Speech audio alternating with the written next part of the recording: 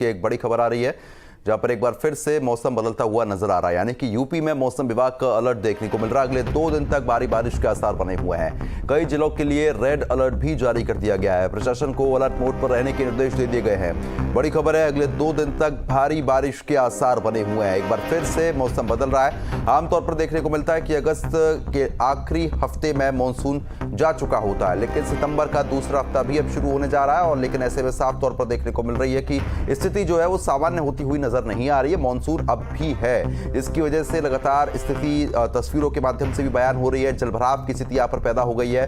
खास तौर पर अगर उत्तर प्रदेश की बात करते हैं तो आगरा, मथुरा और साथ ही साथ अगर और क्षेत्रों की बात कर ले तो अलीगढ़ के साथ साथ फरीदाबाद समेत दिल्ली एनसीआर में भी लगातार मौसम की मार देखने को मिल रही है, जिसके चलते लोगों के सामने भी एक बड़ा संकट खड़ा हो गया, क्योंकि देर रात से ही बरसात लगातार पड़ रही है। और ये तस्वीरें भी आप देखिए, जहां पर पेड़ भी पूरी तरीके से गिर चुके हैं, क्योंकि बरसात इतनी ज्यादा है कि आए दिन परेशानियां जो है वो यहाँ पर खड़ी हो रही है। कई जिलों के लिए रेड अलर्ट भी यहाँ पर जारी कर दिया गया है मौसम विभाग की तरफ से। फिलहाल आने वाले 2 दिन और भारी बारिश के आसार पूरी तरीके से बने हुए हैं। उसके बाद मौसम फिलहाल सामान्य होता हुआ नजर आ सकता है, लेकिन अभी की स्थिति जो है वो 2 दिन और इसी तरीके की मौसम की मार अभी फिलहाल प्रदेशवासियों को झेलनी पड़ेगी। तो प्रशासन का अलर्ट यहां पर लोगों के लिए भी जारी हुआ है। तस्वीरें देखिए आ गई हैं, अलीगढ़, झांसी, आगरा, फिरोजाबाद, जालौन। सबसे पहले आगरा की बात करते हैं। पूरी कॉलोनी के अंदर पानी भर चुका है। लोग बड़ी मुश्किल से घर से बाहर निकल पा रहे हैं। जो निचले इलाके हैं आगरा में, वहां पर जो दुकानें हैं उनके अंदर भी पानी चला गया, जिसके चलते व्यापारियों को भी नुकसान हो रहा है। अलीगढ़ में आप देखिए, पहली तस्वीर अलीगढ़ से भी सामने आ रहा है। स्थिति जो है वो खराब होती हुई नजर आ रही है। पेड़ गिर रहे हैं। झांसी में देखिए पूरी तरीके से नदी नाले उफान पर चल रहे हैं, साथ ही साथ सड़कें टूट रही है, लोगों को काफी परेशानी हो रही है। फिरोजाबाद में भी वही स्थिति है और जालौन में भी जेसीबी की मदद से पेड़ को हटाया जा रहा है। कुल मिलाकर यह समझा जा सकता है कि स्थिति अभी खराब होती हुई नजर आ रही है। फिलहाल अभी 2 दिन और इसी तरीके से उत्तर प्रदेश में बरसात देखने को मिलेगी। फिलहाल आपको बता दें कि जिस तरीके की स्थिति बनी हुई है, ऐसे में लोगों के सामने बड़ा संकट खड़ा हो गया, क्योंकि लोग घर से बाहर नहीं निकल पा रहे हैं और जो बच्चे हैं वो भी स्कूल नहीं जा पा रहे हैं। व्यापारियों को नुकसान है, क्योंकि बाजारों के अंदर भी पूरी तरीके से पानी भर चुका है। हमारे संवाददाता हमारे साथ जुड़ चुके हैं, उनका भी रुख करेंगे, जानकारी लेंगे। आगरा से शिव चौहान हमारे साथ जुड़ चुके हैं, रवि परियार झांसी से हमारे साथ जुड़ चुके हैं, दीपक भारद्वाज भी हमारे साथ जुड़ चुके हैं और अमित भी हमारे साथ जुड़ चुके हैं, उनसे भी अपडेट लेंगे। फिलहाल अमित, सबसे पहले आप ही के पास आऊंगा। जिस तरीके की स्थिति अभी बनी हुई है, ऐसे में नोएडा में लगातार बरसात देखने को मिल रही है, परेशानी लगातार बढ़ी हुई है, क्या स्थिति अभी नोएडा से सामने आ रही है?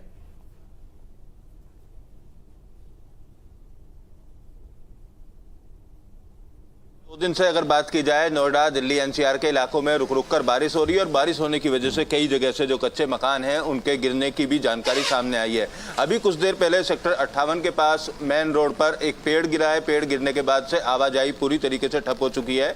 मैं नोएडा के पुस्ता रोड पर मौजूद हूँ, क्योंकि सुबह और शाम के वक्त नोएडा ग्रेटर नोएडा एक्सप्रेसवे पर ज़्यादा जो जाम है उसकी स्थिति बनी रहती है, लिहाजा लोग इस रोड का सहारा लेते हैं। इसकी तस्वीर मैं आपको दिखाऊंगा। इसमें गड्ढे पहले से हो रखे हैं। मरम्मत कराने के लिए सिंचाई विभाग और नोएडा प्राधिकरण की टीम आपस में एक मत नहीं हो पा रही है। और इस पर तस्वीर देखिए आप, यहाँ पर हजारों गाड़ियां रोजाना निकलती हैं। जलभराव की स्थिति देखिए, ये जलभराव है, इसके नीचे गड्ढे हैं। गड्ढे की गहराई कितनी है इस बात का अंदाजा नहीं लग पाता है, लिहाजा इस रोड से गुजरने वाले जो वाहन चालक हैं वो कई बार हादसों के शिकार हो जाते हैं। और इसी तरीके की तस्वीर, अगर बारिश तेज होती है तो नोएडा के कई अंडरपास इसी तरीके से पूरी तरीके से जलमग्न हो जाते हैं और रेड लाइट तक ठप पड़ जाती हैं।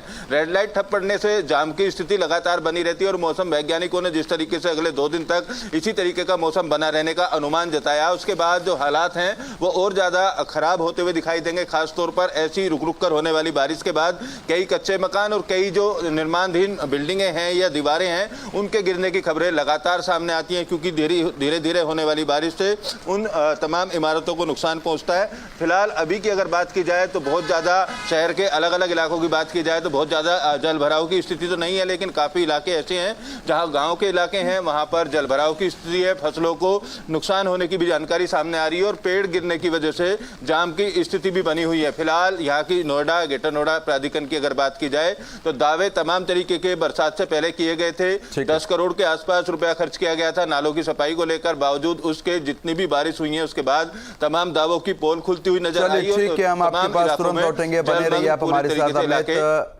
अब रवि का रुख कर लेते हैं, झांसी में स्थिति क्या है उनसे पूछते हैं। रवि, जिस तरीके की स्थिति बनी हुई है, लगातार लोगों के सामने परेशानी है, जो स्कूली बच्चे हैं वो भी स्कूल नहीं जा पा रहे हैं। झांसी में अभी मौसम कैसा है?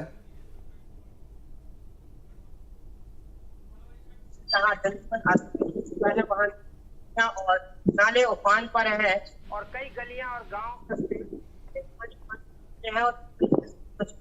हाल ही में आपको बता है कि टापू पर बगरा बगरी गांव में लगभग टापू पर फंस चुके थे, जहां पर एसडीआरएफ की टीम द्वारा देर रात्रि तक रेस्क्यू किया गया और सभी लोगों को सकुशल बचा लिया गया है। वहीं अगर दूसरी बात की जाए तो एक गांव है पटगुआ, जहां पर लोग नदी का पुल टूटा हुआ है और पुल टूटने की वजह से वहां पर बीमार लोगों को चारपाई के सहारे नदी को चलिए ठीक है, तुरंत आपके पास लौटते हैं। और इसी बीच फिरोजाबाद से दीपक भारद्वाज हमारे साथ बने हुए हैं। दीपक, जिस तरीके की स्थिति बनी हुई है, ऐसे में मौसम लगातार बिगड़ता हुआ नजर आ रहा है, 2 दिन और इसी तरीके से बरसात पड़ेगी। फिरोजाबाद में भी क्या स्थिति बनी हुई है मौसम की?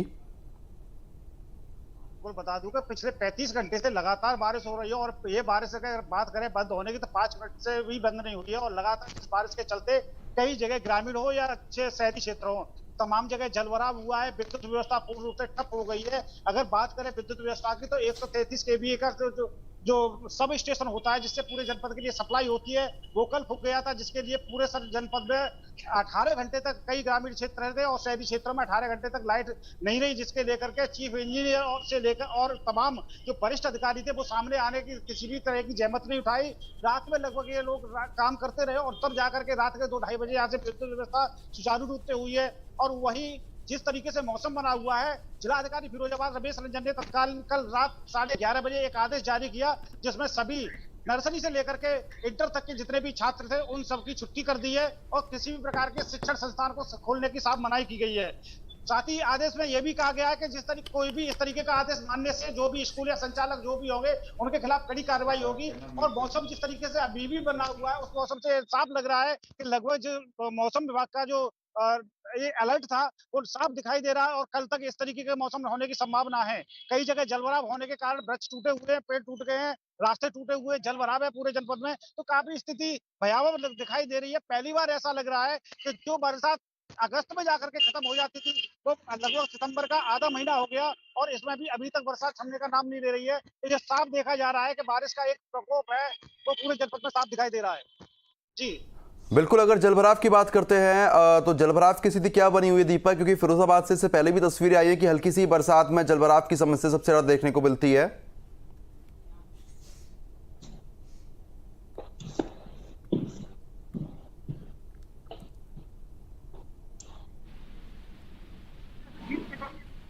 पा रही है तो साफ समझा जा सकता है कि जितने भी कॉलेज हैं, फील्ड हैं, उनमें तमाम जलभराव का तमाम प्लॉट जो खाली पड़े हुए उनमें जलभराव का प्रकोप सीधा कह सकते हैं कि पूरे जनपद में ही जलभराव का जो वो है। लेकिन हालांकि अभी जो मेन रास्ते हैं उनमें कहीं ना कहीं अभी गनीमत है और वहां पर पानी की जलभराव है वो नहीं देखा जा सकता, लेकिन जो खाली प्लॉट और मैदान है उनमें काफी अच्छे से और खेतों में भी पानी काफी भरा हुआ है। जी चलिए ठीक है, आप बने रहिए हमारे साथ और अमित भी लगातार हमारे साथ बने हुए, अमित का भी रुख करते हैं। हमें जिस तरीके से लगातार देखने को मिल रहा है कि सड़कें भी टूटी हुई हैं, अंडरपास की अगर बात करें, अंडरपास की स्थिति क्या बनी हुई है?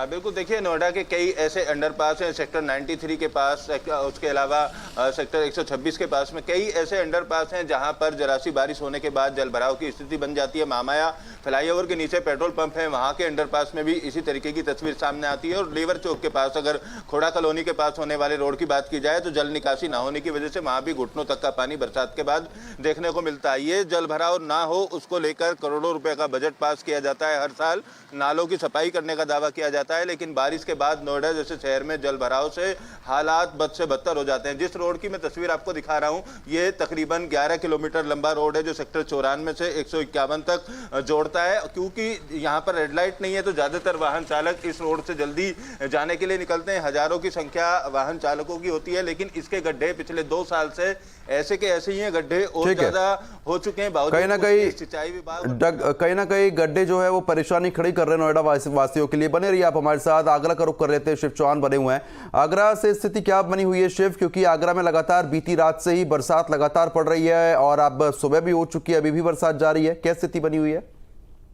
देखिए, ताजनगरी आगरा की बात करें तो कमोबेश यही हालत आगरा की बनी हुई है। 2 दिन से मौसम विभाग ने अलर्ट जारी किया था और कल से ही लगातार बारिश होने की वजह से आगरा में अधिकांश जगहों पर जल भराव हुआ है।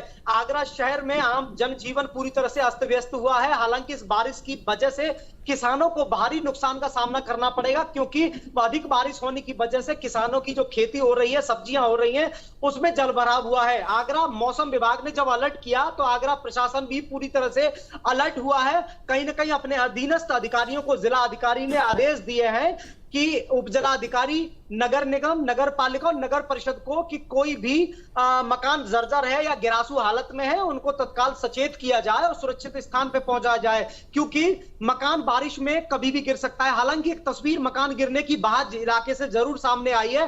तमाम यूनिपोल और होर्डिंग गिरने की भी बात सामने आई है। बिल्कुल, कहीं ना कहीं आगरा में भी बहुत परेशानी है। फिलहाल आप तीनों का बहुत बहुत शुक्रिया हमारे साथ तमाम जानकारी साझा करने के लिए। खबर पर आप नजर बनाए रखिएगा। तो